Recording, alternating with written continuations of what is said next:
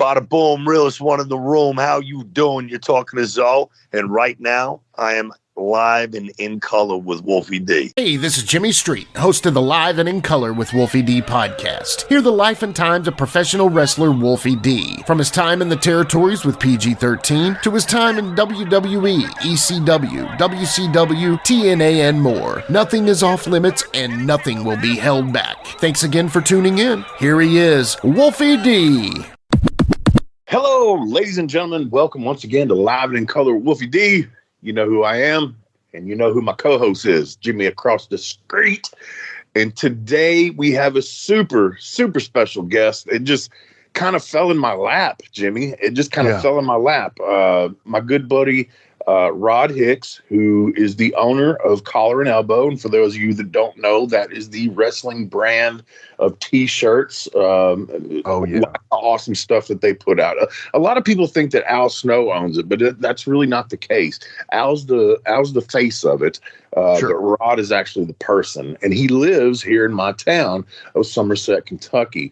And he just gave me a heads up. He's like, "Hey, Enzo's going to be at the comic shop up here at they call it Lemon Juice McGee. This guy wrestles locally and owns this comic shop that's really cool. He's got a really cool shop.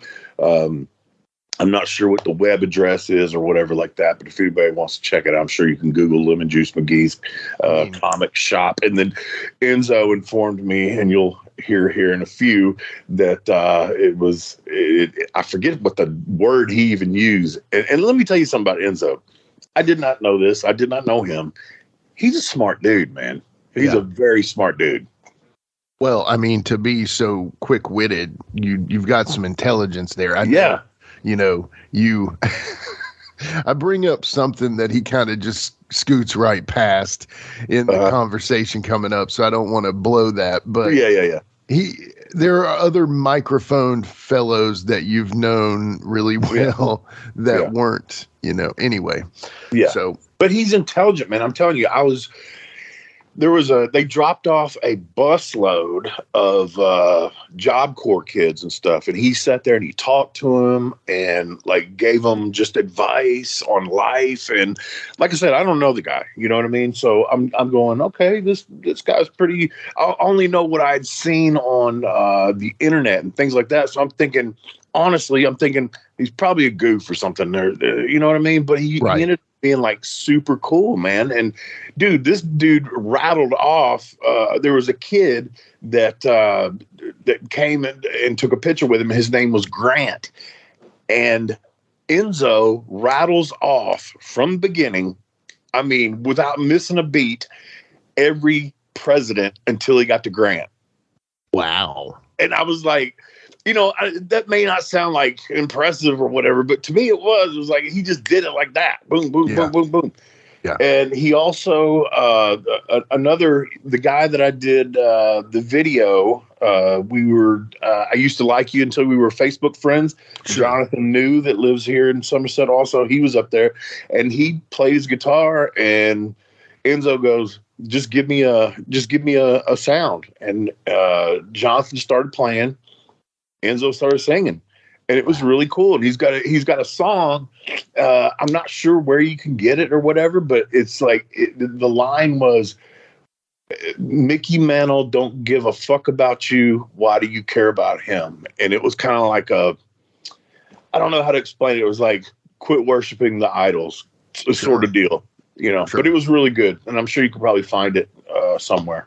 That's good. Well, he's got his Instagram page, and he does some music on there. And I think there's one called "I Tried Everything" or "I've Been Everywhere." So I don't know, but anyway, it's a great song. I mean, he's not Frank Sinatra as he worships, but he's talented, man. Yeah, and the funny thing too was he was talking about how much he loves Kentucky and Tennessee. Yeah. And I'm going to be honest with you. I don't fucking blame him because if I was raised where he was raised, I cannot stand. Sure. I would never live up north. Never, ever, ever, ever, ever. Cannot. Oh my God. I just couldn't. Anytime I go there, I mean, I love the people or whatnot, but I just couldn't live there. And I understand why somebody from there wouldn't love it down here. You know what I mean? Oh, sure. And I mean, agree. And by the way, we love our listeners in Connecticut, New York, New Jersey. Okay. Fix it up, Jimmy. Fix it up. just to let y'all know, we love y'all. It's just your buddies and your. Yeah. I'm sorry you were born where you were born. We can't help that, though. I mean, I can't help why I was born. You can't help where you were born. Exactly. We can't help it. It's just a thing. Whatever. But hey, if people were a little nicer to each other, and honestly, a lot of people think, the Northerners, I've dealt with Northerners in my family that are like, they just come off as like, hey, y'all are idiots. Yeah, they think we're dumb. They do. Yeah. And I mean, break down on a back road. Smartest, see who's going to help the guy in the world, but, Right. Anyway. Yeah. So, without further ado, would you like to get to the Enzo? Yeah, let's talk to Enzo. Do that. We'll be right back after these messages. Hey, it's Kaylee Cuoco for Priceline. Ready to go to your happy place for a happy price? Well, why didn't you say so? Just download the Priceline app right now and save up to 60% on hotels. So whether it's Cousin Kevin's Kazoo Concert in Kansas City, go Kevin, or Becky's Bachelorette Bash in Bermuda, you never have to miss a trip ever again. So download the Priceline app today. Your savings are waiting. Go to your happy place for a happy price. Go to your happy price, Priceline. Hey folks, to get your official Live It in Color with Wolfie D merchandise, go to prowrestlingtees.com/live Wolfie D. Check it out.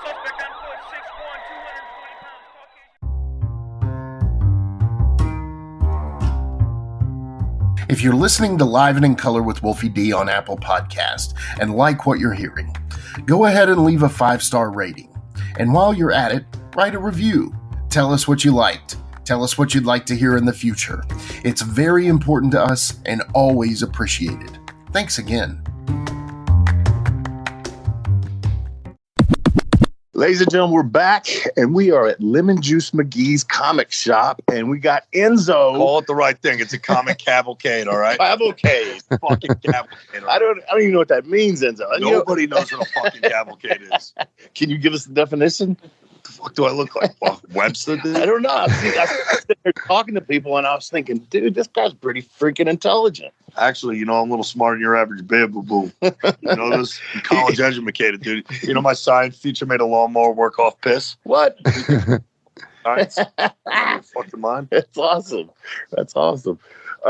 So I guess the first thing I want to know is I'm just going to jump straight to it, man. Why the hell are you not working somewhere right now?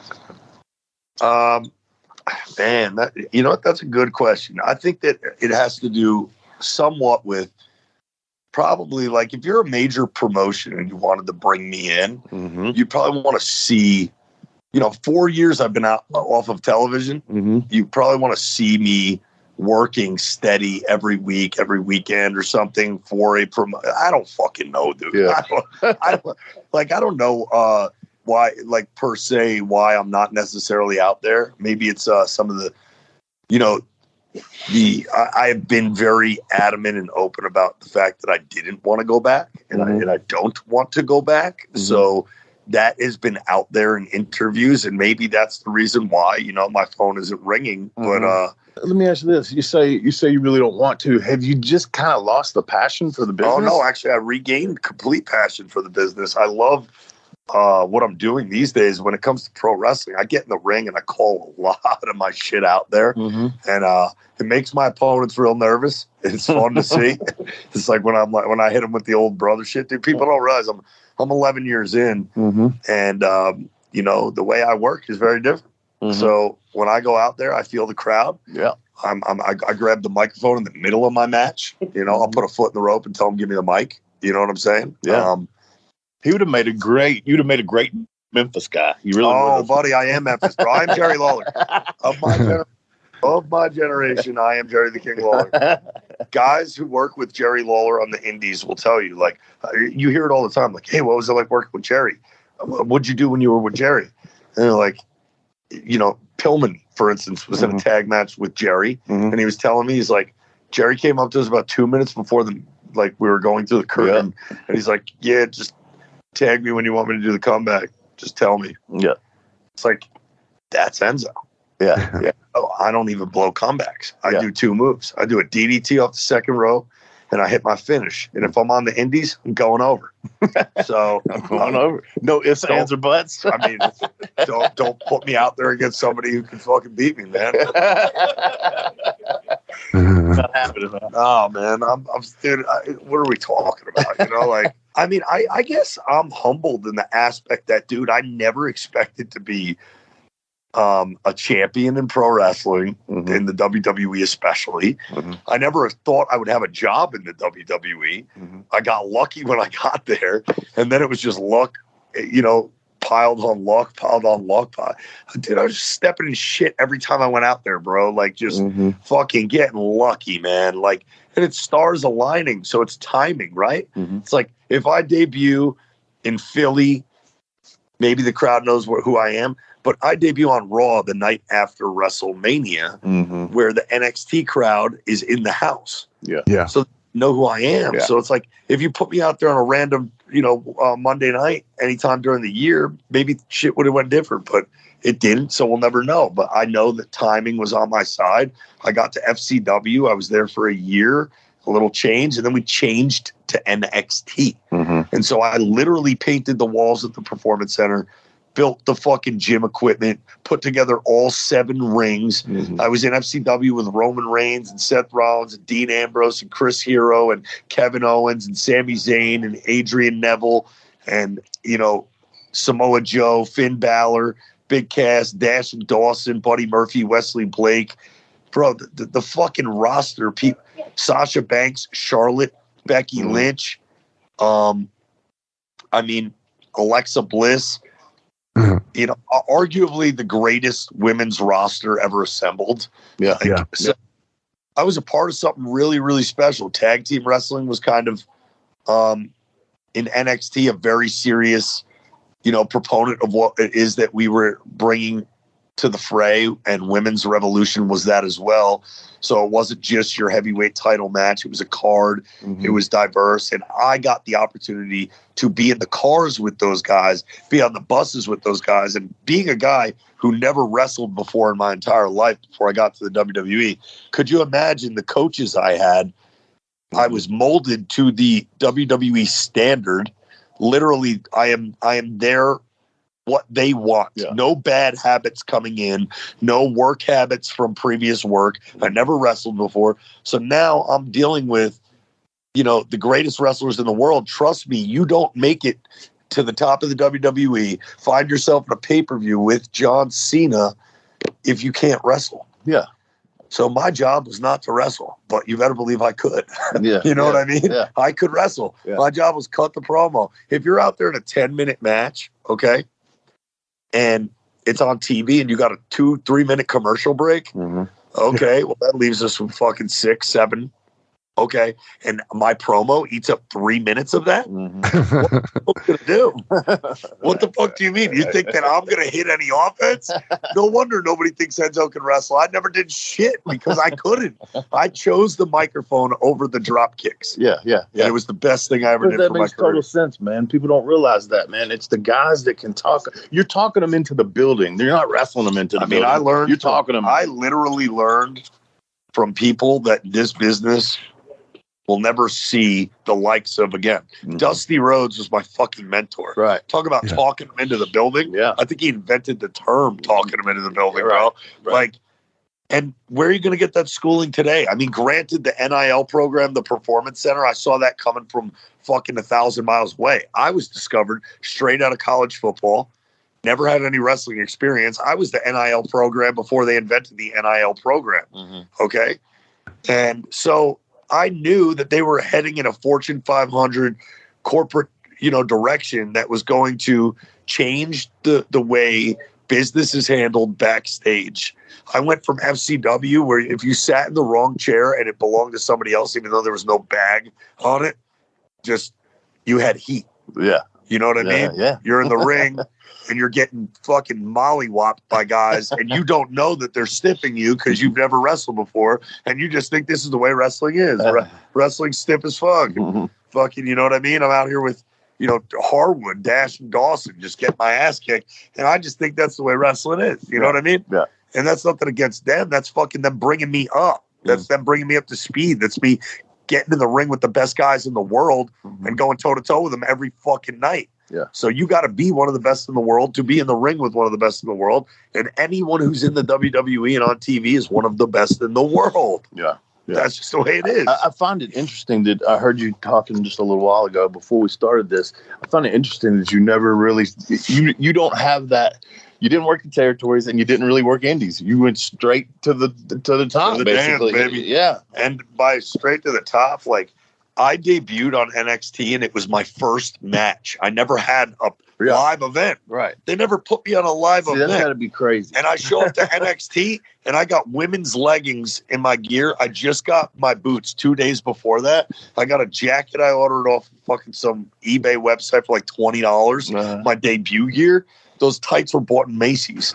They're fucking made for women. Dude, you couldn't get me to wear spandex no matter what. I was fast. I'm broke. What the fuck we talking about? I'm not wearing underwear out of this bitch. I'm not wearing fucking tights, bro. I'm wearing boxing trunks or fucking joggers. Okay? And they wouldn't let me. They were like, you're wearing fucking tights and you're wearing boots, not Jordans. Like, fuck, bro. I know I got no Jordans. I got no boxing trunks. Then they make me dye my hair black because my name is Enzo Amore now. And if you want to be Enzo, you got to look Italian. So dye your beard black. Tell people what that means. I heard you say that too about your name. What it means. Enzo Amore, yeah. Enzo is head of the family, number one leader. And it means, first, right? And then Amore means love. So it was one love, and I'm a big weed guy, Bob Marley guy, and fucking there it is. You've tried Ric Flair's One love, baby. No, what is it called? The drip or something? The drip, boy. Oh, gosh, I love that, bro. But I'll tell you what, I love Rick and want to talk about cool, bro. Man, imagine, Charlotte learning how to wrestle at the same. I came in the building the same day as Charlotte Flair. Mm-hmm. We started on the very same day. Mm-hmm. Hell of a fucking. Hey, about 30 people came into that camp. The only ones that made it out of that camp, Charlotte, Ric Flair's daughter, Mojo played in the NFL, Baron Corbin played in the NFL, and I was a rapper who was working on a moving truck and managing a Hooters. I think the odds were stacked against me. I'd like to think that I fucking outkicked my coverage. I did a little better than people anticipated. Yeah. But, yeah, man, being there when Rick was around for those early NXT days to watch his daughter, like, so cool because Charlotte's in the product that Ric Flair is coming to our shows. He's on our tour bus. He's drinking with us at the bar. Like, it was fucking crazy, man. I was brand new. I was in wrestling for like 3 years, called my homies back home like, bro, I am fucking getting hammered with Ric Flair right now. Yeah. Crazy. Hey, my co-host here, Jimmy Street, but I call him Jimmy across the street. I know he's got a couple of questions, don't you, Jimmy? First off, it's nice to meet you. Thank you for coming on the show, Enzo. Big fan, always have been. The one thing that I want to talk to you about is, have you ever heard the comparison of being the Northern Jamie Dundee? Basically, I could see you and Wolfie D reforming PG-13 if Jamie didn't want to, and honestly making a big deal out of this, man, because, they're the Nation of Domination rappers. You're a rapper. I mean, it just makes sense. Hey, brother, I will tell you this: as as hard as I get just hearing that, bro. Nothing SAWFT soft about that. Right. Sounds, but just like I would tell any promotion, I am a solo act. Yeah. By all means, and I don't want to give anybody else the motherfucking rub ever. Unless I'm in the ring with them and I'm letting them beat me. Yeah. The rub ain't coming from fucking, you're my new tag team partner. I was a part of one of the greatest tag teams in the history of wrestling. Sure. And if you don't think that, go back and watch the tape. You dumbass. Like, what were you watching? Right. Better yet, don't watch the tape. Listen to it, you idiots. Fucking, what the fuck are we talking about? Being Cass got fucking incredible fans, incredible reactions everywhere we went. NXT days straight onto the main roster. When I flipped heel and Cass was also a heel, he was getting booed out of the building. I was fucking eating him up out there. Give me the fucking microphone, I'll eat your lunch. And enough can't be said about how difficult it is. People remember the heel work that I put in at the end. Enough cannot be said about a 6-year babyface run, opening a WWE show every single Thursday, Friday, Saturday, Sunday, then onto Raw, then opening those shows, being the opening act of the WWE, the first song you hear in NXT, from the Barclays Center to the O2 Arena in London, from fucking armories at FCW. The come up was beyond real. And me and Big Cass, Kevin Owens, Sami Zayn, all the girls that I mentioned, everybody, we were all a part of something incredibly special. And me and Cass played our roles to a T. We were the opening act, right? You have to have a tag team title match on the show. Why would you put it in the opening match when you already have Enzo and Cass in the opener, which is just get the people on their fucking feet and go straight through, no false finishes, don't reinvent the wheel, just like fucking real simple shit. Mm-hmm. And bro, we were doing the YMCA out there, SAWFT soft. The people just wanted to be a part of the show, and I played my role. And enough cannot be said about maintaining that spot in the company for 6 fucking years. Yeah. 6 years opening up a show every weekend for 6 years straight, never getting hurt, never missing any time, just every night, never missed a single day. I got fired. At that point, I had never called in sick. Not once. Really? Never called in sick one fucking day. So I heard you talking, you said something about Bruno Sammartino earlier when you I went back and watched a lot of their work. Who are your major I have all the Garden house shows. Oh, do you? From the 70s. Wow. Yeah, they're cool, bro. They're cool. Dude, it's so funny. You see like a tackle spot. Yeah. Place blows their way. Yeah. I didn't do anything. Oh, man, it was fun. But who was your major influences in the ring? I'm not talking about on the mic. Everything in my entire life was revolved around Shawn Michaels. As a child, there wasn't even a such thing as WWF. It was just, when does Shawn Michaels come on? Mm-hmm. I would call the show Shawn Michaels. I'm like, Mom, could you put Shawn Michaels on? And he's like, in the last hour of the show, the last 10 minutes, I'm watching for Shawn Michaels. I was obsessed. It's not even like obsessed isn't the word. Like, bro, I was infatuated with becoming Shawn Michaels. And I can give you the reason why. I've said this on podcasts, so maybe this is for your listeners, not mine. Mm-hmm. I saw Shawn Michaels, the smallest guy in the ring, outlast everyone in the Royal Rumble and selling the whole time and dripping sweat in the end. And the most polarizing moment of my childhood that just literally manifested itself into a reality was when Shawn wins this match, he gets Pamela Anderson. When this little motherfucker came in at number 1, outlasted everybody, and he gets Pamela Anderson. I know exactly what I fucking have to do. I have to get in the Rumble, I have to be number 1, and I get Pam Anderson. And I had it figured out. I was 8 years old, and you couldn't tell me shit. And that's exactly what I was doing. Dog, and I was in school. I went to alternative school. I got to fights on the playground. I was fucking wild. I just wanted to be a wrestler, jumping off shit on people that weren't looking and whatever. It was pro wrestling every night. Then the school told my parents that I couldn't watch wrestling anymore. It became a big deal in my childhood. I wasn't allowed to watch wrestling, but I had VHSs and I would go back and watch those. But they weren't letting me watch Raw. Mm-hmm. But remember that one Raw where Shawn Michaels got knocked out and they went off air? No, I don't remember. You don't remember that one? Bro? Dude, for a fucking week, I was beside myself. I just couldn't. What happened? Mm-hmm. It was off of an enziguri from Owen Hart. Okay. All right. Owen Hart. The shoot knocked him out. No, they just went off air to him. Okay. Back when you didn't have DVR and you couldn't Google this shit. Gotcha. There was no internet. Gotcha. You had to wait till next Monday to find out what happened to Shawn. I got you. It was devastating. I feel you now. Go ahead, Jimmy. Yeah, so, I mean, I'll be honest with you. I have not watched one episode of 205 Live since you've not been on there, and I didn't watch one before. But you honestly made that show. I'll say this, guys. I'll say this. Thank you for the compliment. I don't want to sit here and take credit from anybody that did it. It takes a team. Of course. But I will say this. 205 Live was beating NXT in the fucking network rankings when I was on 205 Live. NXT went on to get a television show on USA. the show I was on was getting more viewers than that show was when I was on it. Yeah. What we talking about? What the fuck are we talking about? That man, that's the achievement of my entire career, right? Like, I took the cruiserweights on tour. We all got to wrestle on a Friday, Saturday. Those guys that only got flown to TV were working that weekend and getting paid. We went on a loop, and it went extremely well. And it was the last wrestling match I ever had in the WWE. It was a cruiserweight 205 live tour. And I couldn't help but think how, like, I crescendoed and I never went down. Like, I peaked.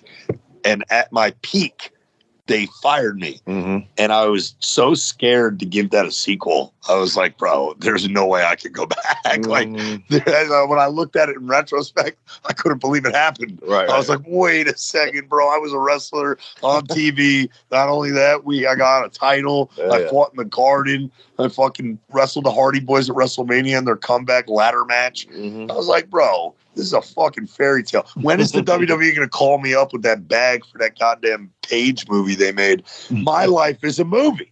If they don't make the movie about Enzo, they're absolutely tripping. The best movie they got under their thing. Look at the rise and the fall and this to that. And then not only that, the girl that I got a job in the WWE, my ex, is now their champion. Oh, Liv Morgan. Like, I managed her at Hooters. I was her manager. I didn't manage her. I managed the Hooters that she worked at. I went to go get food at Christmas, and I saw her, and I asked about her, and they said she wanted to be a wrestler. We connected, and I got her a tryout. She got signed, and I dated her. Now she's the champion. If it ain't my movie, maybe it's fucking hers, people. Tell her story then. Like, holy shit. Like, that's the best story they got on paper. And P.S., super happy for the girl. I didn't mean to mention her here and just say it, but like, she's the champion now, and our life was a fairy tale. Like, neither one of us ever wrestled, and we both came from the same gym, DeFranco's gym, where we just lifted weights and worked out and got in the ring. And there's a hell of a story there if they can get Hooters on board for franchising and licensing, and then they get the Page movie part 2. You know what I'm saying? It's like WWE make their in-house movies. I got one for you guys. Call me up. I'll fucking write it for you. You heard it here. Enzo's A&E biography. It'll pop, bro. I feel like I will be one of those guys that when people look back in 20 years, they're gonna be like, "Oh man, that guy, that fucking guy."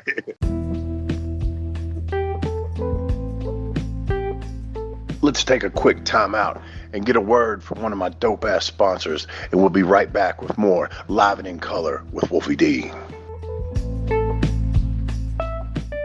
Getting engaged is a moment worth cherishing. A one-of-a-kind ring that you design at Blue Nile can help your love sparkle. Just choose your diamond and setting. When you've found the one, you'll get it delivered right to your door. Finding the right engagement ring can be nerve-wracking. At Blue Nile, you'll have the expert guidance needed and a diamond guarantee that ensures you're getting the highest quality at the best price. Cherish all of life's moments and save up to 30% at BlueNile.com. That's BlueNile.com. Support for Live and in Color with Wolfie D is brought to you by Manscaped, who is the best in men's below-the-waist grooming.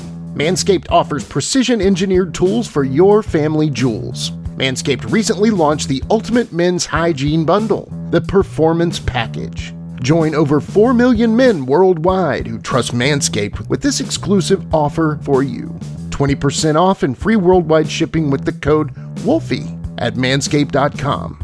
If my math's correct, that's about 8 million balls.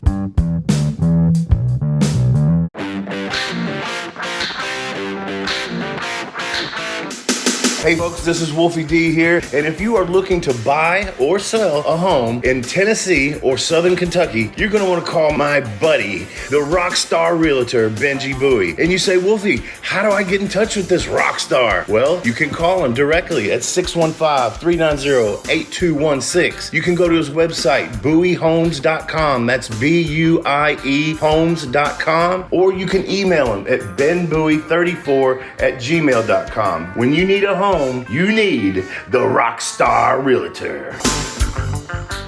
Benji is a member of Exit Realty's Garden Gate team in Gallatin, Tennessee. So what wrestler, let's exclude Shawn Michaels because you just told me that was your major influence. Who's somebody of years past that's not with us anymore that you wish you could have wrestled? Wow. Wish I could have wrestled, like as if like he was still alive. He could still be. Yeah, if you could go back in time or whatever. Brian Pillman. Oh, wow. I mean, when I got out of the WWE, I literally hit copy and paste on Brian Pillman. Okay. I mean, did anybody else pick up on that? Yeah, I showed Survivor Series, and then I parlayed that into the Garden with Big Cass and the promos I was doing. Like, if you know Eric, like, dude, I was lucky to have my job. All I wanted to do was, like, I was happy to be there. They could have paid me like dick for bread, and I would have been like, all right, I'm here. You know what I mean? Like, I wasn't one of those, like, politicking for wins and losses. Obviously, watch my career. You saw that. I just lost every night.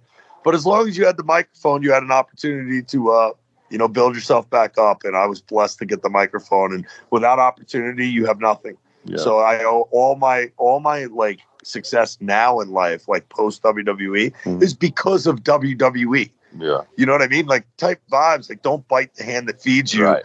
Like, they blessed me in my life. I have no ill will or animosity towards them. Yeah. And I'm really lucky. So I think that, it takes a big stroke of luck and timing to get opportunity. But I was blessed with the opportunities I had. I certainly made the most of them. And so did Big Cass and Carmella even, when we were coming up in NXT with her. So I was blessed to be a part of something really special in pro wrestling. And by the time I got out of pro wrestling, when I got released, dude, I had such a sour taste in my mouth. I had wanted nothing to do with wrestling. So I'm really happy to be in a place mentally now where I can watch wrestling and it doesn't pain me. Yeah. So, all right, that kind of leads me to what I was going to ask you next. A lot of the stuff going on with Punk and AEW and all that stuff, I just have this feeling. And when I was at the Ric Flair's last match, I worked on it, and I was also a producer on it. And I got to see firsthand. I also did Slammiversary a few months ago, and just being around and hearing the newer type of wrestler, I guess we could call it. You say you don't have any. I am anti him. Yes, no. It's funny. Dude, I'm actually Jim Cornette. Good, because I love Jim Cornette. Look, I never met Jim Cornette. Yeah. I just know that me and him have the same exact philosophy. Yeah. If you watch me work, you'll probably never see me throw a punch. You know why? Because nobody puts it over. Nobody sells. But if you watch me work, all I do is fucking sell. Yeah. All I do is sell. And I learned that from Pat Patterson. Pat Patterson said, you sell in the ring, you'll sell tickets. You sell in the ring, you'll sell T-shirts. Yeah. And, I mean, it just made sense. I didn't know what I was doing. I was green, right? So when you're green, what are you going to do? Yeah. You're going to sell, right? I'm in the ring with guys who can go. They're calling it. They're doing it. Do you think that this generation right now, do you think they're just – because to me, especially from the era that I come from, these dudes would have gotten their asses handed to them in the ring for being little crybabies and bitches and shit. I just see a lot of that crybaby bullshit. I don't know. I'm so beyond the politics of pro wrestling. Yeah. Like you said, CM Punk, like, I don't even know what you're talking about. Yeah. So I am on my, like, dude, I show up to these meet and greets. I'm there for my fans. Yeah. Like, I'm not there to talk to any of the wrestlers about wrestling. Yeah. Or for other shit. Like, I don't hang out with any wrestlers. I live in New Jersey. I have a boxing gym where men really punch each other in the fucking face and shit's real. Yeah. And I have a music studio. And dude, just men don't lie on either side of the wall because fists don't fucking lie. You know what I mean? And they fly where I live. Yeah. And that's my sanctuary. That's my environment. Those are the people I'm around. So I'm not around pro wrestling, and I have never, ever buried anyone. Ever. Yeah. Politicking on camera. Go watch my promos. They were promos, people. They were fucking promos. That wasn't Eric talking about somebody behind his back or gossip and bullshit. Bro, I don't give a fuck. Go out there and do whatever the fuck you want if you're on the card with me. It does not bother me at all. Right. I think that if AEW got on TV with this style of wrestling, that there is clearly a market for it, then that should exist. And I personally feel it doesn't matter because I don't take things personal and I put myself outside of the equation. I'm not there and I don't give a fuck. If fans like it, then that's all that matters. I don't care. If the fans are going nuts and you hear the reaction, who the fuck am I to tell the Young Bucks not to fucking turn your back on your opponent and don't do fucking backflips and shit? Like, bro, look it, I don't do that shit, but clearly those fans that you have, they love that shit. Yeah. So do that shit. I don't care. Yeah. It's not my problem. I think that I will steadfast say that I am Jim Cornette. I have the same philosophy of working, whether it's like, you know, making a hold look good and fucking working a hold. Working a hold. The people don't even know what that means anymore to work a hold. But I learned how to work a hold from the best coaches in fucking the world. I went to Harvard for it, and I learned how to do it. But when the fuck is Enzo for 6 years as a babyface grabbing a hold? I'm getting put in a hold. Somebody's grabbing a hold on me, dog. I didn't do the things that I know how to do because there wasn't money in it. There was money in selling, putting my heels over in the ring and dominating them on the microphone. Yeah. That's how it works. If I'm going to shit on you and eat your lunch on that mic, I better give it back to you when I get in the ring. And there ain't nobody I ever worked with that's going to say Enzo was difficult to work with. Right. I was the easiest guy to work with in the fucking company. What do you want to do? Do it to me. Hit me with your shit. Yeah. I'm going to kick out. These people are going to fucking go nuts. Kick it out is all that matters. It's all that matters. And then I don't even mean it like to bury my opponent's shit. Yeah. I just mean literally how important it is in the match. Yeah. Kick out. Pop up to your knees. Find the camera. Show life. Show pain. Work all four sides of the ring. Like little shit that you just goes by the wayside on the indies. It's all the in-between stuff that I excelled at. It was all the in-between stuff, the selling, the facials, knowing where the camera was, that I excelled at. And I did not concern myself with the wrestling portion of it because so many of the best wrestlers in the world were on the show that I was on, and they were all going to do that shit. And if Chad Gable, a former fucking gold medalist, Olympian, is going to be on the card with me, why the fuck am I going to wrestle? Yeah. Chad Gable won a goddamn. He was at. Now he didn't win it. And excuse the GD. I don't like to use the Lord's name in vain. He's a good guy. He's been well to me. So I'm on the same card as Gable. I got to be Enzo. He's got to be Gable. Gable's an Olympian. I'm not. So I had nothing to prove. I played college football where it mattered how much you bench press, mattered how much you squat that summer. And if you had to look that guy in the eyes who was on the other side of the line of scrimmage and he ran you over on that play, are you going to be able to look at yourself in the mirror and say it's because he outworked you that summer? Because he outbenched you? Because he outsquatted you? He's faster than you? No, dog, I was a real athlete. Real fucking athlete. All state in high school, fucking 1,000-yard running back. Look up the highlights of me slamming Victor Cruz on his fucking head. This is real. So when I got to wrestling, I realized, dude, none of that shit matters. None of it. Doesn't matter how much you bench, bro. Doesn't. Only thing that matters. Get over. Yeah, absolutely. Go ahead, Jimmy. You know, the one thing that I want to talk about is the actual, I mean, I know we're kind of going backwards here and I don't want to, you know, but the setup there with the match in the Ring of Honor or the possible match, what ended up happening there that they didn't want to pull that trigger? Because I thought that was a beautiful start. You know what happened there? What's that? Bankrupt and had to sell their company because they didn't sell out Madison Square Garden for a second time. That's what happened. Gotcha. Okay. And that's the shoot and the truth of it. Am I lying or am I not? What are we doing? Okay. So a company that sells out Madison Square Garden is going to go out of business in the same year? Right. Is that ever going to happen? That little company? That company is going to be able to keep the lights on for the next 2 years with the house money they draw from selling out Madison Square Garden. Okay? GOD, Enzo and Cass, Briscoes, triple threat match for the tag team titles in the main event of that building would have sold out Madison Square Garden without AEW. And to be fair, Big Cass hit a bump in the road sometime soon after that, and it, went to work on himself, and now he's in the best shape of his life, and thank God he did that then. So, man, everything happens for a reason, but they didn't parlay that booking, and it was no fault of mine, bro. I got paid. I got brought in to do a job, right? Yeah. And I did that job to beyond perfection with Big Cass, the Briscoes, Joey Mercury, the producer, and Bubba, who came out and broke it up. Bro, that's the greatest work shoot this business will ever see, because it's only one time. You're right. That there's only one time where the first time in 60 years the Garden opens its door to a man not named McMahon to run a wrestling show. And it's the night before WrestleMania in the biggest non-WWE wrestling event in the history of the business. Yeah. And the number one trend in the world that night was Enzo and Cass. Yeah. Okay. Absolutely.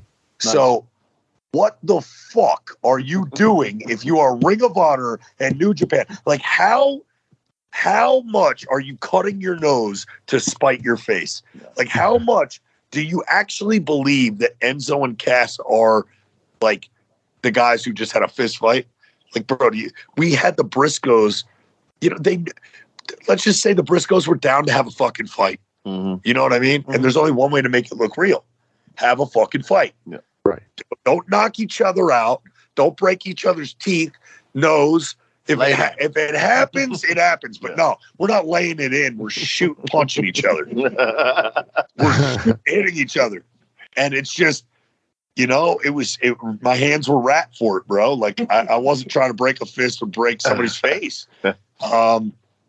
And I put myself, the thing that really pissed off Big Cass at that time and pissed me off was we went out and we risked our fucking lives. I did not know if New Japan would jump in on it or the other guys ringside, because what would you do if I went ringside and started punching one of your fucking locker room? You know what I mean? Yeah, dude, a curtain would fucking hit the ring, right? Yeah. I know what would happen if I was in NXT and that shit happened. If Briscoes jumped the guardrail, who the fucking wall went out there, right? Right. Granted, Joey Mercury, I'm pretty sure, and Bubba told everybody at the curtain, like, stay the fuck back here. But the people who were at the ring, me and Cass, were ready for it. Like, they could really turn on us. And it'll be a 10-on-2, and you got to be ready for that. And it was real in that moment, right? Bro, we risked our lives. We threw real blows, bro. We got fucked up from it. He was fucked up. I was fucked up. They were fucked up. And it's like, we go out there and risk our lives for your company, and what the fuck kind of fucking admiration, respect do you give us for it? Well, you don't give us a fucking phone call. You don't even call us to say thank you. We trended #1 in the world. You were supposed to bring us in to pay it off, and now everybody gets cold feet because of politics. Because of politics. And if you ask me why Enzo is not on TV, I think you have your answer. People are fucking scared. And I don't think they're scared of Eric backstage. People see me I'm on the indies all the time. You see me out here. I'm friends with everybody. I don't have a single enemy. I will say this. I give the greatest meet and greet in pro wrestling. You sat here and watched one. Yeah. I'm hugging everyone. I'm talking to them, looking them in their eyes, asking their name, genuine questions. Yeah, give them advice, life advice. I mean, I'm sitting here watching. I'm one to give life advice. But, well, you did it. and what's my life advice, right? You heard me say it, 10 times today? Believe in yourself. Believe in yourself. I'm so sorry that I believe in myself so much that it makes you insecure. That's not my problem. That's your fucking problem, bro. You don't bother me when you come in the room and suck all the air out of it. I've been in the ring with John Cena. Okay? You don't bother me that you are the man. Okay? There's room for you to be the man, for me to be the man, for him to be the man. Everybody's so insecure. It just boggles my mind in this business. So I don't live in that world. So like if people come up to me and they want to talk to me, bro, I look at them like they're a human, not a wrestler. I'm not in the wrestling business. I'm in the business of life. Be kind to people, respect them, talk to them, look them in the eyes, shake their hand, and thank them for the opportunity that you got because of them. Like, what the fuck are we talking about? When you hear me work as Enzo Amore, it's a blurry line, man. You blur the line so much they can't read in between it. I will be 100% honest with you, man. When I had my run, I hated going like signing autographs. I hated going to the gimmick table. I couldn't stand it. Oh, I was. And now though, looking back on all of it, I talk to the fans all the time. Anytime I have an opportunity, even if they message me on social media or something, I'll do it back just because I finally, realized what you just said about, hey, if it weren't for these people. That's how me and Cass got over, dude. Yeah. We hung out in the parking lot in little Florida shows every single fucking night. After the show, I would be there signing autographs, shaking hands, fucking kissing babies, meeting everybody in Florida, right? Yeah. And I was the merch guy at NXT before I got the name Enzo Amore, before I ever had a match. Mm-hmm. I built my brand selling the T-shirts of FCW to all the fans locally, right? Now I'm in a building in Orlando with 200 local people who all know me from the merch table. Not as Enzo Amore. I got you. And now I'm in the ring, and they're like, that's our guy. That's our fucking guy, the merch guy. He's finally getting a shot, right? But they already knew me. I met them all. And then what happens when you're in London watching NXT on Hulu? You are hearing 200 people in Orlando go, my name is, they made me a star, those people in Orlando. How did we do that? Hanging out in the parking lot after the show, talking to them. All right, so I know we're getting low on time here. So, Enzo, we got no more time, dog. give the people plug away, man. Plug away. Where can they get you? I am Smack Talker Skywalker. I got a microphone, lightsaber for a hater, and you can't get me anywhere, motherfuckers. Not a place in this world that you can get me. Okay, no, not at all. I never get got. But I will say that if you wanted to. Get an Enzo Amore action figure. If you want to get one of those, you can get one of those. It costs you about $125. Think I'm joking? I'm not. And here comes a homegirl rolling up with the certified G chain. The one you're talking about. Canada exclusive. We know what that is. We know exactly what that is. I'm one of the hottest action figures on the market. And here's my advice to young pro wrestlers, okay? Young pro wrestlers. You want to be an action figure that is so cool that kids that do not watch wrestling, walk through the aisle at Toys R Us, RIP Toys R Us. They walk through the fucking comic book cavalcade, all right? And they see the toy, and it's next to Spider-Man, and it's next to Batman, and they go, I want that toy. And they don't even know who the fuck you are. You're just a cool toy. All I ever wanted to be was a really cool-looking action figure. And that is what a cool-looking pro wrestler is. I knew when I was a kid who the cool action figures were, and I wanted them, right? Yeah. If you're a kid out there, be the toy you would buy. Be the toy you would buy. That's good advice. I love it. Anyway, thanks for coming on, man. We really appreciate you being on here with us. And we'll be right back with Current Affairs. DJ, hit the music. It's a current affair.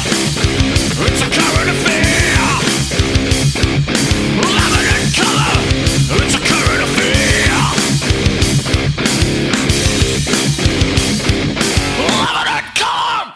All right, we're back with Current Affairs, and today we have some interesting ones. So I think I'm going to start this one off here. So again, we like to build a card here, right, on the current affairs. Right. And so again, in the news recently, they are saying that Kenny Omega and the Young Bucks had sent out feelers to WWE. So honestly, are we looking at this from a perspective of like, hey, you are they looking for people? Do you think they would want the Young Bucks? I mean, is that what a feeler is? Is that, or is it something to where you try to send it up an official chain? I mean, do you know what that means essentially? I mean, they probably, shit, everybody knows everybody. I don't care who you work for. If you're in the business right now, you know everybody pretty much. So that could be a phone call to somebody, just one of their friends. Hey, see what Hunter says, see what Road Dogg says, whatever.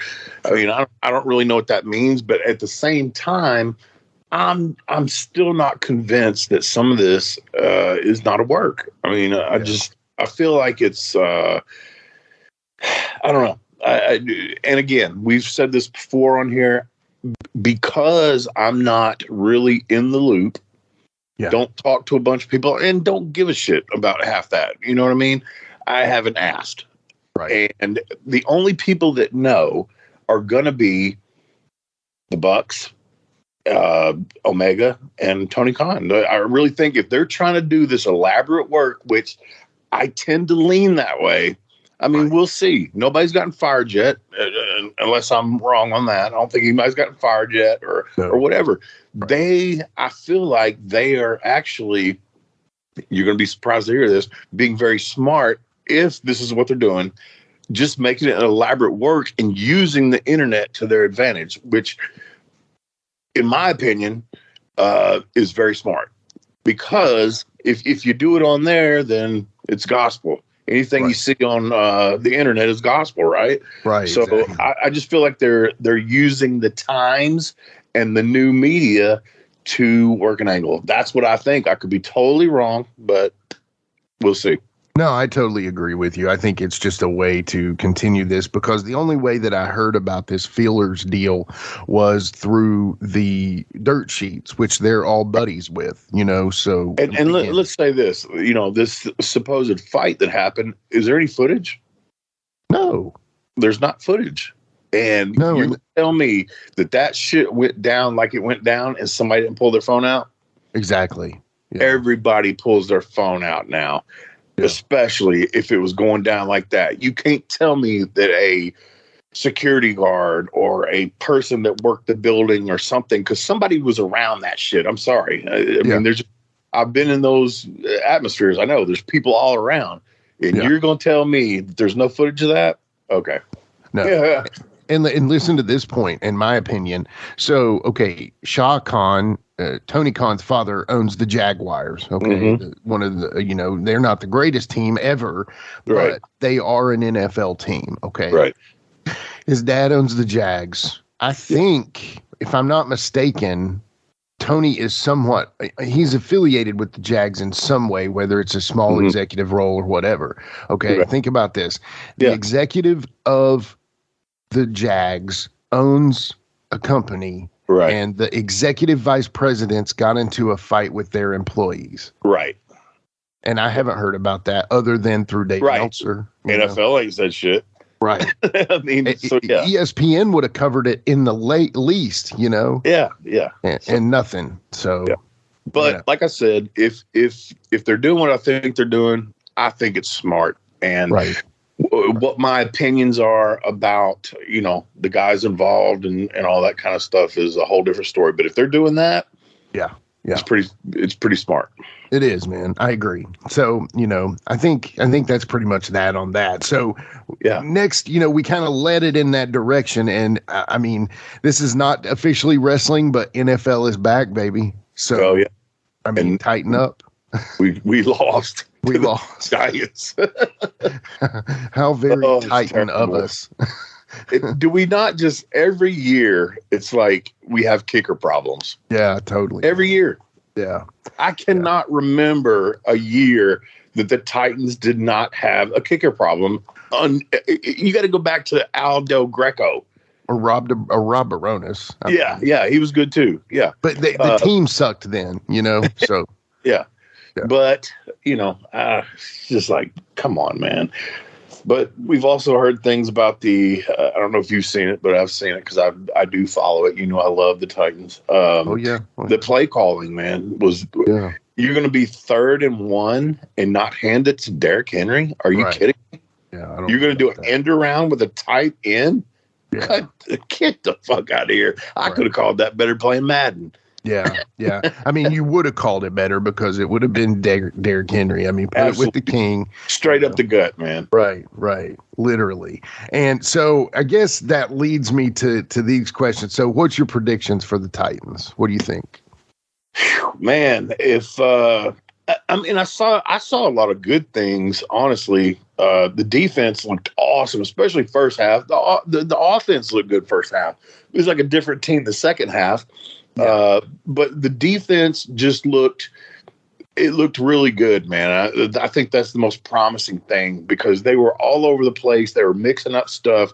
I don't think what's the quarterback for the Bills? Jones, I guess. Yeah. I don't think he got it at first. They were all over the place. And I love that when I see a defense that moves around a lot because they're confusing him. And I think he was confused. So I don't know. That's promising. And with your coach being Mike Vrabel, I mean, he's a defensive guy, so if we don't have a good defense, there's a problem there. But I think he's a great coach, and I don't know. I think we needed to switch it up on offense, though. Who's calling those plays? Yeah, we'll see on that. But what's your final? What do you think your final prediction for their record or our record? I don't know, man. I don't know. Shit. I think I've got to see. I got to see the Colts because I really haven't watched them their first game because it's going to be one of the two. I don't know. Right. We should win the division, but we'll see. I don't know. It's hard to say. It's NFL. Right. I'm a huge mark for NFL. Okay, well then here's going to make it even more difficult. All right. Can you pick the Super Bowl right now? Just your guess. No, not after week 1. I can't. No. Okay. Because we've also got tonight. Right. And as we're saying this, it's not tonight, but it's in the past, but it's okay. That, whatever.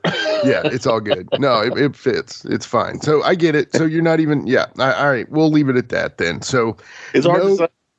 Yeah, no official Titans predictions. Week 1 is too early, and then no official Super Bowl. So I'm just going to say the Bengals. How's that? Okay. I don't know. I just saw, man, there was Derrick Henry usually doesn't like give away things on his face. But after that 3rd and 1, they showed a picture of him. Like he was walking off the field and he was shaking his head. Yeah. And yeah. That's when I went, wow. Because that was him going, why did you not just give me the fucking ball? You know? Right. Uh-oh. Let's not make him angry. But we can't, you know. Well, okay, for today, the third and final, the official PWI Top 500 is out. Yeah. And sadly, Wolfie D did not make it. Action Mike Jackson was in there, but not Wolfie D. You know, what the heck's up there? But anyway, that I ever ranked in that, and we all know that's a work. Sure. It's, you know, who's writing the magazines and who they like and what's hot and what's not and blah, blah, blah. Anyway, I think the highest I ever ranked was like 75, which I thought was pretty good out of 500. But I was also a tag team wrestler, so. Right. So, you know, and they never did a top tag team like this, you know. No. But which is a shame. Pro Wrestling Illustrated, which I bought all the time as a kid. And then when I got in the business, you know, they ranked the top 10 tag teams, and me and Jamie were always in the top 10. Always. That's awesome. Yeah, that's awesome because, well, I think what they did, and I liked it, was they would go, instead of pick like 5 WWE teams and 5 WCW teams, they would go all around. And they would, you know, this is the tag team champions in USWA. This is ECW. Right. This is what. And I always liked that about them because it gave equal representation to teams, you know. Yeah. And we beat some good teams, man. I mean, when I say beat good teams, we were given the opportunity to fucking, you know, they put us over. But we beat a lot of good teams, man. If you really think about it, man. Heavenly Bodies, Rock and Roll Express, Eliminators. I mean, people that are well known, we beat them, you know. I was talking to my brother Jared down the street, and I was saying, you know, we were talking about, you know, the Rock and Roll Express PG-13 combination, and you know, then you talk about your Midnight Express is Doug and Tommy, you know, and if you think about it, that's your Midnight Express. So absolutely, man. Great. Anyway, well, the top 10 of the PWI Top 500, I can't tell if I should go 1 to 10 or 10 to 1 because 10 is almost more of a talking point than 1. I'm going to go 1 to 10. Okay? All right. Who's number 1? Let me hear it. You just guess who's number 1. Out of wrestlers? Yeah. Single wrestlers? Yeah. It's probably either this. I don't know. I mean, I'm going to say either Roman Reigns or Kenny Omega. Am I right or wrong? You're right. It's Roman. So, yeah. So, Roman is number 1. Okada, the Japanese wrestler that Dave Meltzer worships the golden statue of, he is number 2. Is that okay, I don't know my Japanese stuff. Me either. I'll go ahead and say that. Is that the kid that was in the match that I produced or no? No, that's Takashita. Okay. He's trying to make his way over to America, but Okada is like ingrained in New Japan. I think he's wrestled for TNA, or Impact, but he's never wrestled for AEW or WWE, and they've both tried to get him. Mm-hmm. So gotcha. He's kind of quiet, I think. I mean, again, all those Japanese guys are different because they may not be really quiet, but they're very stoic. Let me ask you this. Is the Ronald McDonald Japanese guy in anywhere in there? No. Okay. Not that I know of. About that. Yeah. I was fixing to quit the podcast if he was, but if wrestling has got that far down, I don't want to do it. Is the Ronald McDonald? I love it. You know what I'm talking about. I do, dude. I mean, how weird is that, man? I don't understand. Like, I don't get it. I mean, I understand Japanese culture is different. Right. But man, that's weird. I agree. And again, I'm not. And they pop for it. That's the thing. They pop for it. I'm a weird Mark, Wolfie. I'm not really like your normal. I love AEW Japanese wrestling Mark. Yeah. CM Punk is not my golden god. Right. I think that I have some smarts about me. I'm like a Mark about the Powers of Pain and like the Road Warriors, and you know what I'm saying, like. Yeah. Those guys, that's what I'm a Mark about, Make me believe, you know what I mean? Yes. And Ronald McDonald. So, totally. He's not not even Grimace. No. Not even Grimace. That'll be next. You just started something. Yeah, exactly. So number 3 on the list is CM Punk, your old buddy who you used to put pump knots on his head. So you've actually had his blood all over you, right? Yeah. And like I said, I've said this 100 times, man. When I wrestled him, man, I mean, I didn't see nothing special. He was a good worker, but I just didn't see that. And then I did not watch like his shit when he got over, so I didn't watch that. So I really don't know. I mean, whatever. I don't know, man. Do you remember him having a chip on his shoulder at that time, or do you think that was developed a little later? Probably developed a little later. I don't recall that. No. Okay. Well, hey, because I mean, that's all I remember about him. I know he's had like fans come up to him and, again, people that want autographs also need to know their place. Like if you're eating or you're with your family, other than that, I think it's open season. You know what I'm saying? I mean, if you're asleep, I'm not going to bother you. I'm not going to wake Wolfie D up to get an autograph. I'm not going to bother you while you're eating, and I'm not going to bug you if you're sitting there chilling with your family. But I'll tell you what, man, there's nothing wrong with that, because back in the day, there were times like that. I've been, walked up to while I was eating at a restaurant. I'm sure. And hey, you're Wolfie D, blah, blah, blah. And you know what, man? Dude, I honestly, like, I think there's some guys that are like, oh, that sucks. Nah, man. You're on this platform for a reason. You got into it for a reason. And it's because you loved wrestling, and then also you wanted to be over. So that's what comes with it. So I said this talking to Enzo, but it was because, and I think me and you have talked about this, Jamie used to want to go to the table every single night. And I hated that. I was like, no, man, no. He'd go out there without me 100 times. And I'd be like, no, I'm not going, because, and we know this about Jamie.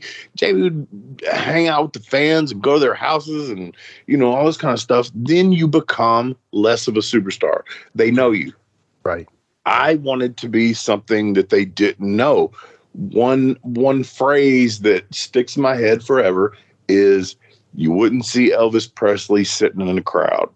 Right. And you're exactly right on that. He would not. And that's why I did not want to be, I didn't want to be, I don't want to, and this is going to sound harsh, but I didn't want to be their friends, because then I wouldn't be a superstar. Sure. If that makes sense. That's my pick on that. I don't know. But then you got Jamie Dundee going to their house, eating their food, and they're like, yeah, we sure would have liked to meet Wolfie D. And he's like, oh, Wolfie D's an asshole. Exactly. And that, yeah. So then you're getting dogged another way. So not only did you not come out to see them, then Jamie's like, oh, Wolfie, my partner's burying me. Yeah. Absolutely, man. It's a no-win situation, man. Yeah. Oh, dude, I'm sorry I popped at that. So no, it's the truth, man. It's the truth, and that's how it went down. Yeah. So okay. So number 3 was Punk. Number 4 was Adam Page, Hangman Adam Page. This is probably the highest he's ever been in literal sense of that top 500 deal. Then number 5 was Bobby Lashley, which, seems to have had a great year. He's actually made the U.S. title mean something, which is important, Yeah. So I always call that one Magnum's title because it's always Magnum TA's belt to me. Everybody else is just after that. So then you got 6 is Cody Rhodes, no brainer there until he got hurt. Was having a banner year, had one with AEW, then he went right directly. Have you ever seen anyone go from one company to another so smoothly to where they're almost more over? Yeah. Think about the NWO stuff. That's great. Guys were switching back and forth quick, and some of them made huge impacts, some of them didn't. But back then, man. Good point. With the Monday Night Wars, it was like, holy shit, this dude just switched. And I can't, think of it, but there's somebody that did it on the same night, I believe. Rick Rude. Yeah. Yeah. Can you imagine, dude? PG-13. Y'all came close probably, didn't you? Because you were working all 3 at the same time. We did work all 3. We just didn't have the, like I've always said, man, you got to have friends in the office, man. Right. But think about that, though, dude. You're on one show because it was taped and delayed, and then you're on the other because it's live. That's pretty crazy to pull that off, Yeah. So, yeah. Rick Rude's the man. He's awesome. Yeah. Okay, number 6 was Cody. Number 7, Bryan Danielson, Daniel Bryan, whatever you want to call him. This kid's one of the all-time greats. It's funny to even call him a kid. I was watching something the other day on the now unfortunately defunct Cheap Eat TV YouTube channel, and it had some stuff from Shawn Michaels' old deal, and it was Wolfie D wrestling, and it was American Dragon Wrestling. You were on the same show, and this was when Daniel Bryan was wearing the American Dragon with the hood and the cape and all that. And do you remember him around at that time? I don't. I knew you was fixing to ask me that, and I really don't, man. And obviously, we both know I forget a lot of things, but I think somebody told me I worked him too, so I don't know. Yeah. I didn't see that part, but you probably did. But I saw the matches you worked early on there. So he's had a star year. I'm glad he got to come back after the concussions deal and stuff. That concussion stuff, they take it so seriously now. It's almost surprising that he's even in the ring, But number 8 is, and I'm sorry, listeners, I don't know this guy, and I know Wolfie's not, but it's Hijo del Vikingo. And okay. Sounds kind of like something we would say, to a Mexican guy, but it sounds almost like Carney or something. Right. Well, he's a Viking, it's like, where is El Bathroom? That kind of thing. Yeah.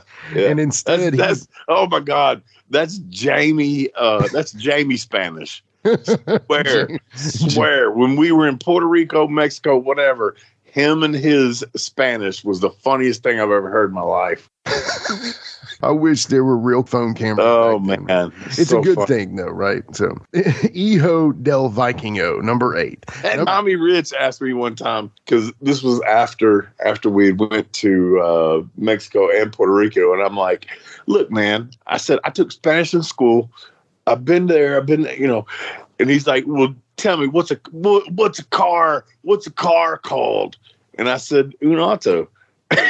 he thought that was the funniest thing he'd ever heard in his life. And that's a big rib between me and him. Unato. Anyway. Unato. Yeah. Well, once we get Tommy on the show, Brandon Wheeler, great listener. He's requested Tommy several times. Like, what the heck? I want to get Tommy on, man. Oh, and again, Brandon, you know, and Wolfie knows this. We've tried several times. It's something that we want to happen, but some reason it hasn't lined up yet. But it will. It will. You know, we'll get it. We're in for the marathon, not the sprint, right, Wolfie D? Right. Exactly. So number 9 is Big E. Unfortunately, Big E, I'd say his career is over. Hopefully it's not, but I don't think he'll wrestle again. But, you know, so this might be his last entry into the top 500. It's kind of surreal, kind of sad for him, but at the same time. Curious as to why they would put him in the top 10. Yeah. I mean, because they didn't do it before the incident. They did it after. So maybe that's just a throwing him a bone or something. I don't know. It really seems like it because to me, you're right. It's like the car that's about to ride over the guy in Austin Powers and it's going so slow and the guy could clearly move out of the way. It's a big room. Do you remember that scene? No, I don't. He's about to roll over him and it's like this slow thing.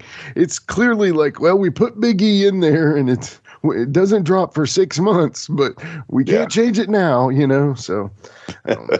It's like the 10 Commandments. Bill Apter is tapping these names into the 10 Commandment tablets. Right. Anyway, my coffee's kicking in. You'll have to forgive me. So, all right. Somebody popped on the airwaves there. So, okay, number 9, Big E. Number 10, and this one I've been waiting to say because I didn't want to start with 10 on this one, is your buddy, your pal, Mr. We'll Take It Into Consideration, Jonathan Gresham. Can you believe that? Yes. For whatever reason, and when you sent me the top 10, you sent me that, I think yesterday. Yeah. I was like, are you kidding me? When I saw that name, I was like, are you kidding me? I mean, he's pissed off so many people and dude, I mean, I don't want to hate on anybody, man. I really don't, man. Sure. But when I go to him and the rest of the guys that were in that 4-way that I produced on Ric Flair's last match, and he rubs his hands together after I give them this, hey, I think y'all should do this right before the finish. And it would have been great. I'm telling you. I'm sure. It would have been great. And they could have all done it, you know? Yeah. And he rubbed his hands together and he goes, we'll take that into consideration. So I was just like, all right. But like I said, I had already been warned by Road Dogg, his brother, you know, a few of them. These guys are different now. Right. So, So, they could have cared less. I don't know. I don't want to say the rest of them, but I think him in particular could have cared less what I had to say. They just, and they had a good match. I mean, they had a good match. But I just think that if they would have, okay, here's the thing. Sin was the producer of the other 4-way. Yeah. Yeah. And I love Sin to death, but I wanted mine to be better. Right. And I mean, that's just, I wanted mine to be better. And I think his was better because they didn't listen to me. Yeah. Yeah. I mean, they did a lot of stuff, but it was all good. But if you look at the match that he produced, the people went crazy. And I don't know how much they probably didn't listen to him either, but that shit was good. But if they would have listened to me, their shit could have been good too. And I'm not saying their match wasn't good. I'm not saying that at all. I sat there with the headphones on. Hey, go wide, go do that. I knew what was going on, but if they would have just did the spots I gave them at the end, it would have been so much better. But whatever. I guess I'm a fan of myself sometimes. Right. So you remember that match that you talked about that you wrestled on WWF Raw, and Killer Kowalski requested that you distract the ref on the Bulldog from. Yeah. Okay. What if you would have said to him, "Hey, Killer, thanks, pal, but we'll take that." Yeah, exactly. He probably would have fucking happened? smacked me.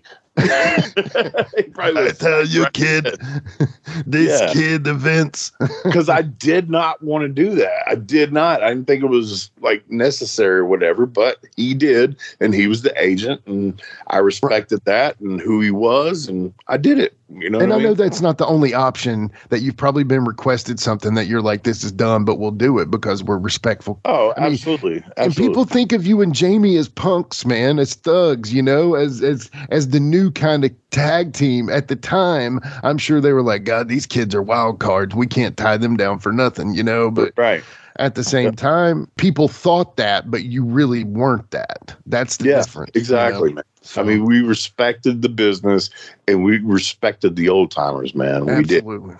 And that's the thing. And I've said this a million times, man. Lately, just me doing Slammiversary and me doing the Ric Flair thing, there's a definite I don't know if I want to say grudge, but there's a miscommunication between the new guys and the old guys. Yeah. It's there. It's there 100%, man. I've seen it. I felt it. Yeah. But you guys also were better in the olden days, not letting the outside world, you know, like influence the locker room. Because it wasn't there. It wasn't there. You didn't have the internet. You didn't have and these guys, man, that's what they, did I get 5 stars for this one? Right. Oh, hold on. We got to go back. Yeah. We got to go back then. If I got 4.5, I'll never live it down. Yeah. So yeah, I didn't care about that. Right. And the people that were judging that, Meltzer, all these people, I didn't give a fuck what Meltzer thought. I really didn't. Right. I knew what was happening in the building. I knew what would, and that's what we did then. I knew what was happening in the building. I knew if they responded. But, you know, people like him, I don't know how to explain it, man. It's a whole different world, man. What I think we need to do is we need to go back into the archives and look at some of Meltzer's 5-star ratings or star ratings of some PG-13 and some New Church matches, and read his report on them and then see how far they're wrong, you know, or maybe they're right. Hopefully, you know. But anyway, I think that's it for current affairs for the day. Again, you know, Enzo, thank you for hooking that up, dude. You know, I mean, Rod, we appreciate you. Collar and elbow, man, top-notch stuff. You know, Pro Wrestling Tees, we love Pro Wrestling Tees. They have our T-shirts on there. You know, we have 10 T-shirts, 5, 8, 7 T-shirts, something like that. You know, go buy one of those, support the team. But, hey, Collar and Elbow, man, they do something for the boys. Yep. They'll do things for Bobby Eaton. They do things for Tracy Smothers. I mean, they did things. Yeah, when the guys, unfortunately, have passed away, that's one of the coolest things to me is that Collar and Elbow will put a shirt out and they'll donate all the money to the family and stuff. So that's, I mean, that just tells you right there what kind of company they are, you know? Yeah. So go support Collar and Elbow. Tell them Wolfie D sent you. You know, at the same time, go support Medley Welding. I'm telling you all, when you think of cool, like decorative metal art, I mean, don't think of him fixing your farm equipment. If you have farm equipment, he can fix it. That's not an issue. I'm talking about when you want some cool piece of rusted metal art off of your porch or in your front yard, I mean, literally the sky is the limit for Will Medley and Medley Welding. I'm telling you, do not sleep on them. Get your decorative lawn get your decorative metal artwork. Easy for you to say. Easier for me to say. I don't know. We'll see. Anyway, Will and them at the team of Medley Welding are great. Got to support Benji Bowie, Jade Roper. If you get a home through Ben, go to Jade as your lender. If you go to get some money from Jade, go buy a house from Benji. Long story short, get with our sponsors. We greatly appreciate them. If you have something that you want us to advertise, let's do it. Come on. Email is liveandincolor.wolfied@gmail.com. We got ears all day. Just let us know, okay? So, why don't you take us out, Wolfie D? Are we done? I want to keep talking. I mean, for the day, that's all the current affairs I got for the day. So. All right, man. Thank you once again, Jimmy. Thank you to all the listeners. And once again, tune in next week. You know who we got next week, Jimmy? We got Bada Bing. Here is your Bada Bing. We got Bada Bing. I know. That's pretty effing cool, man. That's pretty cool, man. We've had exciting, legendary Hall of Famer wrestlers, but now next week we've got one of the most famous boxers ever, man. Yeah, literally. And I can't wait for you guys to hear it. So tune in next week. We love you guys. Thank you, Jimmy. Wolfie D saying peace out.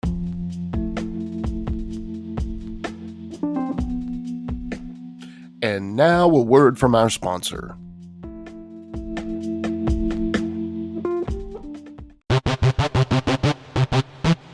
Ladies and gentlemen, welcome to Give Me Back My Pro Wrestling, the podcast that's based on the old school but can still help you find the good stuff from today. Jimmy Street and the Plastic Sheik, Jared, are the undisputed tag team champions of the wrestling podcast world. From thought-provoking topics to superstar interviews to action figure expertise. This team does it all. And all they ask is, give me back my pro wrestling.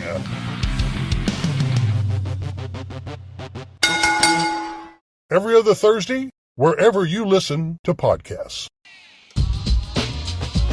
That's right, it's the talk of Middle Tennessee, the channel you love to hate and the channel you hate to love. It's Brian Turner from Brian Turner's VHS Rehab. And if you're looking for matches from Wolfie D to Jerry Lawler to Dusty Rhodes and the team that put a pimp before your eyes and a goatee between your thighs, Booty Call and Athena, go to lostwrestling.com. See, I made it easy for you. Brian Turner's VHS Rehab.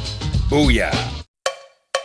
If you're a fan of rock music, I'd really appreciate it if you took a moment to check out my podcast. It's called the Decibel Geek Podcast. We've been doing it for about 10 years now. We talk about Kiss. We talk about Ozzy. We talk about Motley Crue and Guns N' Roses and Metallica. We talk about all the legends from the 60s and on, up to brand new bands that you should be hearing about today that you're not going to hear on the radio. It's Decibel Geek. Wherever you find your podcasts, you'll find us there. If you love rock and roll, I can almost guarantee you're going to love my show.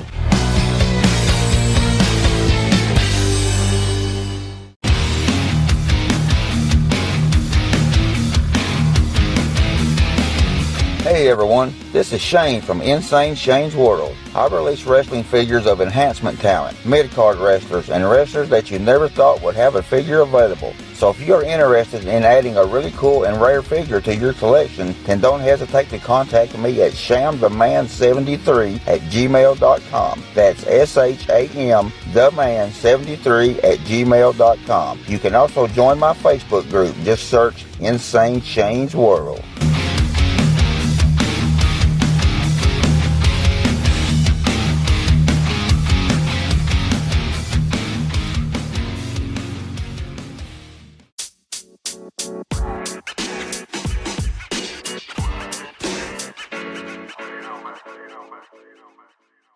So that was another great episode. Hey, Wolfie, tell them where they can find you on social media. Jimmy, they can find me in the club, bottle full of bub. I'm just kidding.